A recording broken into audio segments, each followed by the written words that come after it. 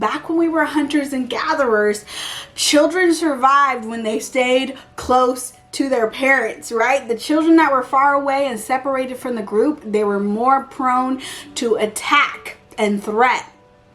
So your child's clinginess is rooted in their survival, okay? So let's get into some best practices, things that you can do to turn this behavior around though, because you do have some power in this now. So let's get into that.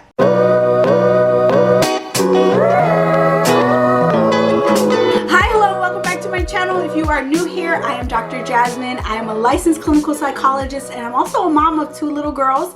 And around here, we talk about positive parenting, we talk about child development, and we talk about how to keep our own sanity as parents, because that's important, right? That's about 80% of this whole parenting gig.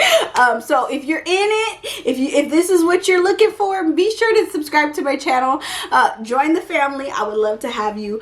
Also give this video a thumbs up if you're looking forward to the content, looking forward to learning more about how to curb your child's clinginess. If you have a stage 4 clinger, if you will, we'll turn this around. Don't worry, okay? Just keep watching. But before we get into the video, I just want to let you guys know I have a free resource for you guys. It's called the Positive Parenting Checklist Bundle. I know it's a mouthful, but basically it's full of different checklists, all on what to do and what to say during the most difficult parenting moments, like tantrums, aggression, not listening, mommy rage, and so much more. Okay, so the checklists are printable. You can put them up in your office and on your refrigerator, just helpful reminders, right? Because I got you, right? I want to help you. I want to help you with this parenting thing. I know it's the hardest thing we will ever do.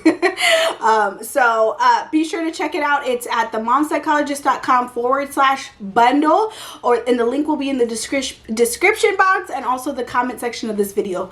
So download your bundle, okay? Get on it, and if you print them out, be sure to tag me on Instagram at @themomspsychologist. I would love to see it. Okay, so let's get into clingy behavior. So let's talk about 4 common reasons why children are clingy in the first place. I think that is so key. We have to understand what is underlying the behavior, right?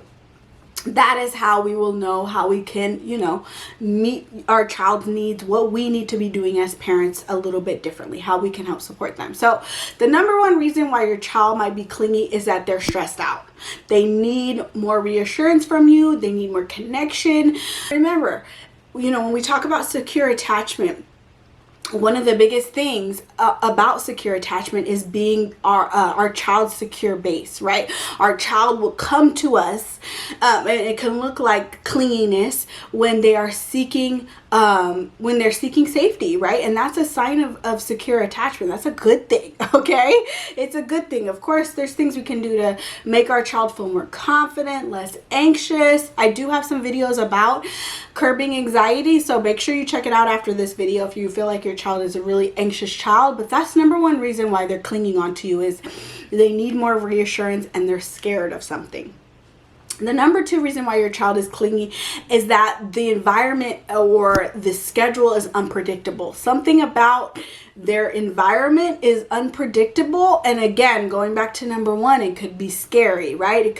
When children feel like their environment is unpredictable, they feel out of control and they feel less safe, okay? So that's number 2 reason why your child might be clingy, is there's a lot of change going on. There's a lot of lack of predictability, if you will, and that can be causing them to cling on to you.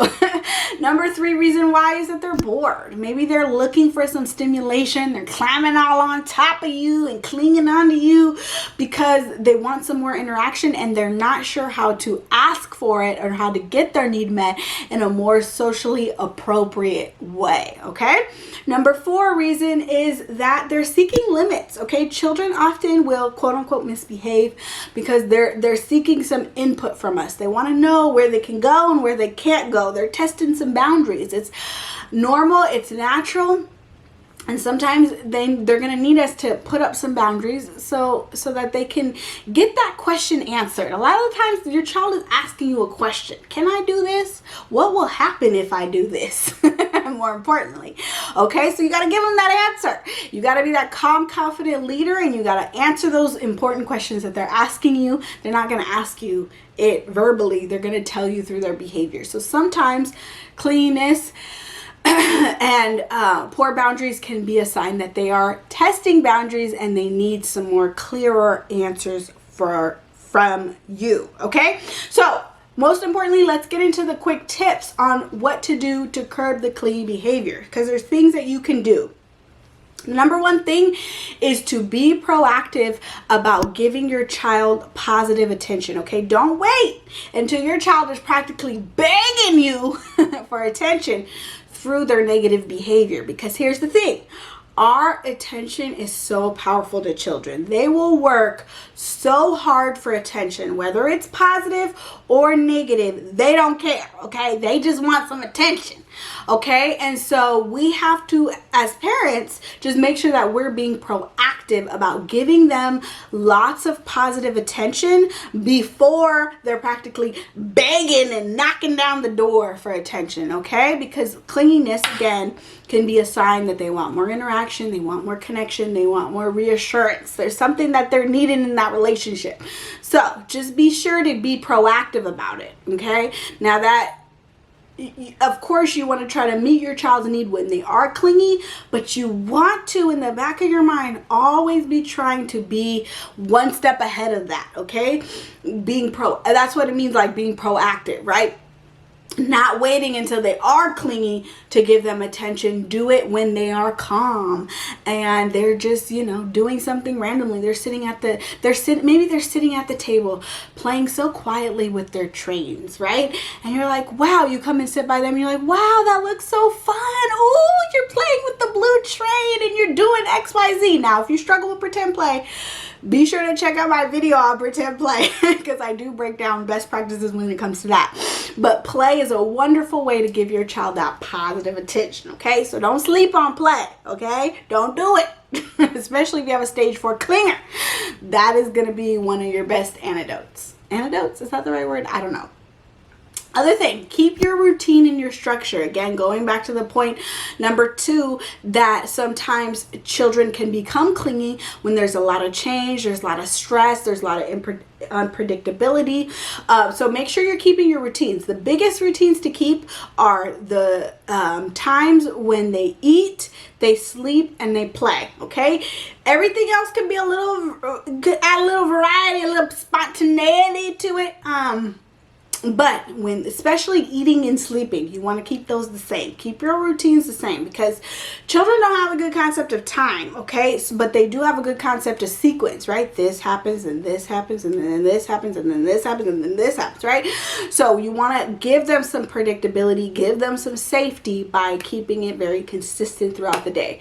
The other thing, establish boundaries, okay? This is a whole master class. If you're a part of the Mom Sisterhood, my private parent coaching community, then we talk a lot about consequences and boundaries and discipline and all of that and everywhere in between. But you want to get really good at establishing boundaries. So don't be afraid to say space, please, or please sit over here, or I see you want to climb. You can climb over there, right? Give them boundaries.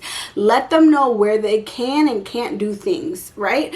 And if they are jumping all over you, it's a huge disservice to let that happen if you are truly and honestly feeling uncomfortable. If your body is feeling uncomfortable, you want to place boundaries around that, right? Because there's so many things, there's so many benefits to this, but the biggest one that I think, or the biggest one that's coming to my mind right now, is the fact that that is such good modeling, right? Your child is going to know how to respond to people when they feel like somebody is invading their space, right? Or doing something that they don't like. They're going to know exactly the words to say to get their needs met in an appropriate way, okay? So it's a great teaching experience to model. If they're climbing on you and clinging all on top of you and you're starting to feel uncomfortable, let them know that, okay? That doesn't feel good on my body. Space, please. Or here's what you can do instead.